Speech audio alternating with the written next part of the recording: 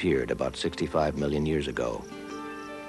But if dinosaurs had continued to evolve, what would they have looked like today? Dale Russell would certainly be very quick to point out that this dinosaur and this whole group of dinosaurs is showing the same kind of tendency that mammals eventually led to evolving into a man-like creature, bipedal creatures.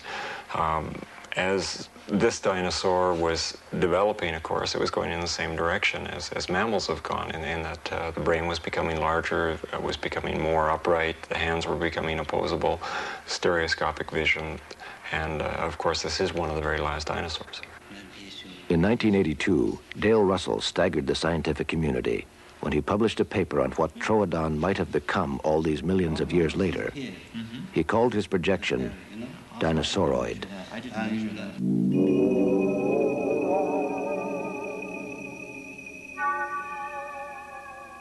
There's an innate feeling that you would like to create a wave, and I don't think that's altogether good. So what you have to do is be very careful that you're creating waves for good ends.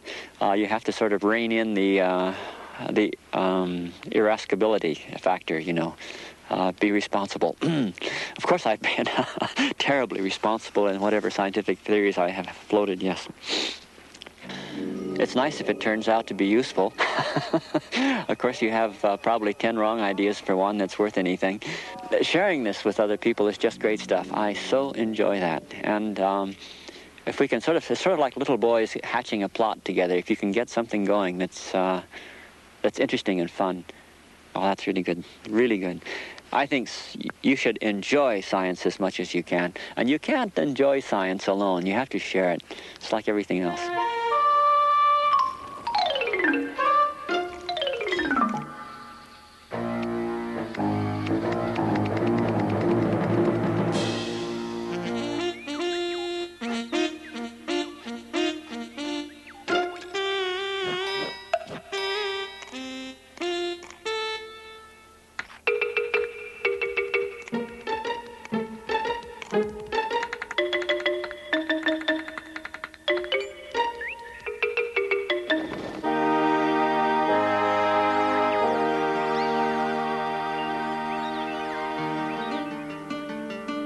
In the dinosaur business, it is the giant finds which make giant headlines.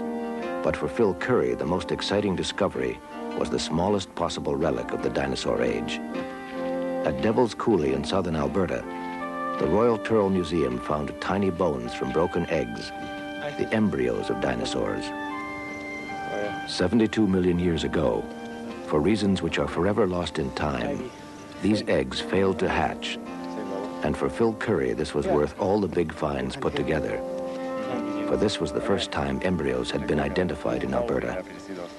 Well, in terms of the excitement of finding something, it was the biggest high I've probably had in my professional career. I didn't find the eggs. It was one of my technicians, Kevin Allenbach. But when I found them, I was just as excited as he was, just in absolute heaven. It was tremendous. We were just like a bunch of little kids when we started picking up these little tiny embryonic bones from the surface of the ground and realized what they were. And at one point I had to drop a bone and rub my eyes and pick it up again and look at it because I couldn't believe what I was seeing. It gives you an idea of, as a professional, how excited we are by this kind of find. The reasons are that with embryonic dinosaurs and baby dinosaurs and half-grown dinosaurs, we have a chance for understanding aspects of dinosaur biology that we don't have when we just have skeletons of adults. This is from that nest up here, and we have embryos inside the eggs there too. This is the wash out of that nest. But every time it rains, you see more bones. Do you think the egg belong to the Troodon? This one I'm not sure. Not sure. No. It's not a hadrosaur nest. It doesn't seem to be. The eggshell's too thin and too smooth. Too smooth. I'm not sure why people are fascinated with eggs and baby dinosaurs, because you think about it, and one of the reasons we think that people love dinosaurs is because they're so big. Baby dinosaurs are something that makes a dinosaur a more real animal to most people. It's such an anomaly to think that a big monstrous animal like Tyrannosaurus rex could have a cute little baby with big eyes and a big head and all the rest of it. I'm not really sure why it happens that way, but it certainly is the case that people are always fascinated by baby dinosaurs. What these nests helped confirm, at least to Curry, was that the dragon looked after her young. They were not simply mindless creatures. They developed families. They shared. They lived together, and sometimes they died together.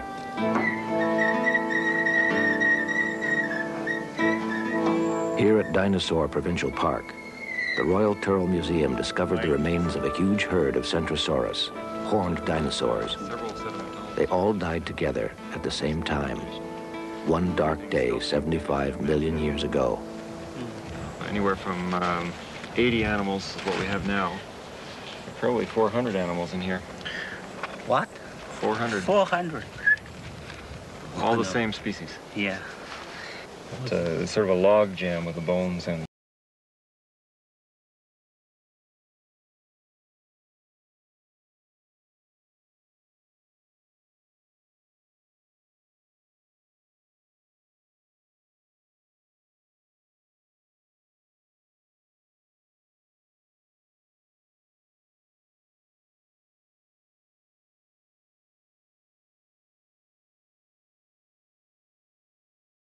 the wood running through it. This wood, Yep. and that one. Yep. Yeah. And even more over there. Yeah. We don't find much fossil wood in Dinosaur Park. And so you'd almost think that it wasn't a forested region, that there weren't too many trees or plants around here. Mm-hmm. But when you find big chunks of wood like this mixed in with a bone bed, first of all, it was buried in a flooding event, but it was almost certainly ripped up by those flood waters as well. Just below the surface of the Alberta Badlands, an ancient tragedy. Well, the explanation we had for this bone bed is that a herd of centrosaurs tried to cross a river and flood, and that a lot of these animals drowned. And it sounds like a rather spectacular explanation until you look into the recent fossil record and as well at modern animals. And you start finding that large herding animals run into trouble frequently. It's happening all the time. As individuals, they can swim quite well. So as long as it was one going across the river at a time, they're okay. But as soon as a herd started going across, it's a different game altogether. They started fouling each other up, forcing each other underwater, and of course it also introduces mass panic, and that does no good to the herd either.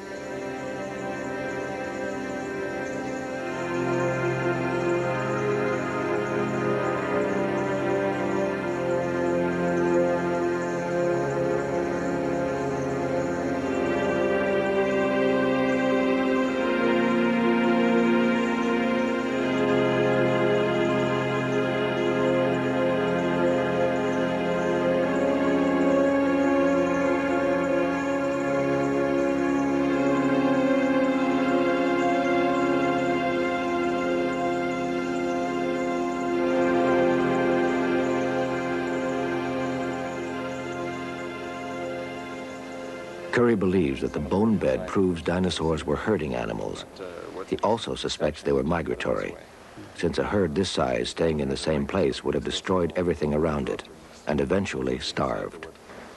Migration's the term that we favor to use. I mean, migration means a lot of things. If you move from one area to another as an individual animal, of course you're migrating.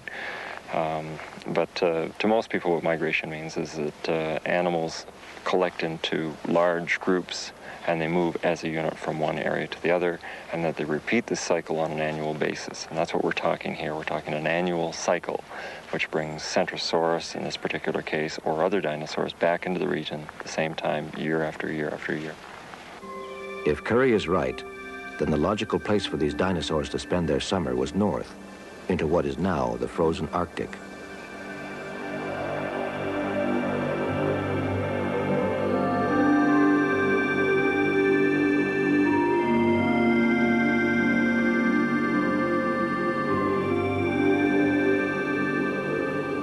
Now among the harshest environments known to man, the Arctic in the time of the dinosaurs would have been the closest thing to paradise, at least to Dale Russell. This environment now is so utterly changed from the Mesozoic environment. 24-hour daylight and 24-hour night then as now, but it was warm.